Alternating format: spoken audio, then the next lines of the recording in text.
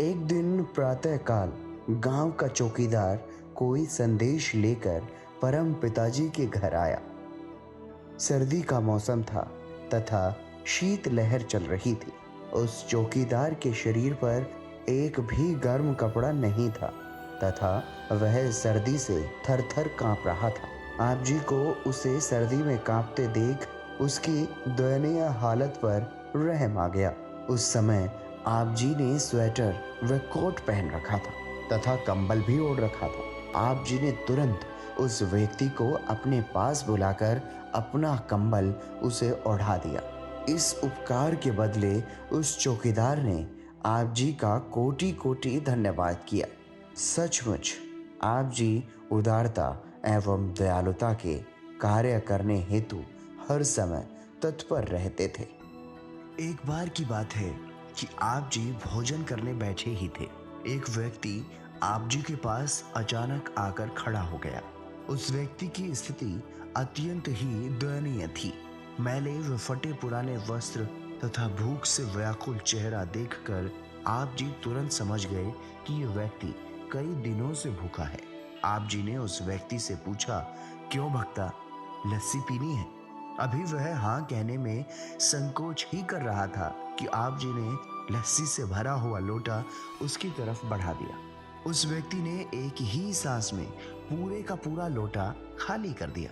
तत्पश्चात आप जी ने अपने भोजन की थाली भी उसकी ओर बढ़ा दी। भोजन की थाली देखकर उसके चेहरे पर चमक आ गई। थाली पकड़कर वह व्यक्ति वहीं बैठ गया व भोजन करने लगा। जब पूजनीय माता आस्कोर जी आपके लिए पुनः भोजन लेकर आए तो उस व्यक्ति ने पुनः लस्सी पीने की इच्छा प्रकट की। उसने कहा, माता जी लस्सी और है? इस पर पूजनीय माता जी ने कहा, लस्सी बहुत है बेटा। और यह कहकर माता जी ने फिर से लस्सी का लोटा भर दिया। जी भरकर लस्सी पीने के बाद वह प्रसन्न होकर माता जी से बोला, माता जी मैं 3 दिन से भूखा था, आज भर पेट भोजन मिला है। यह कहकर उसने आप जी का हाथ अपने हाथों में लिया और आप जी के नूरी ललाट को ध्यान पूर्वक देखते हुए कहा, माता जी यह कोई साधारण व्यक्ति नहीं है बल्कि स्वयं भगवान का ही स्वरूप है। ये दीनता व दया के भंडार और बहुत बड़े दाता बनेंगे। मैंने न ही लस्सी मांगी थी और न ही खाना मांगा था, परंतु मेरी भोजन करने की इच्छा अवश्य थी। किसी के मन की बात ईश्वर के अतिरिक्त और कौन जान सकता है? वही अपनी मौन करुणा द्वारा सभी को तृप्त करता है। इसलिए इन्हें केवल इंसान ही मत समझना, ये तो बहुत बड़े संत महापुरुष हैं।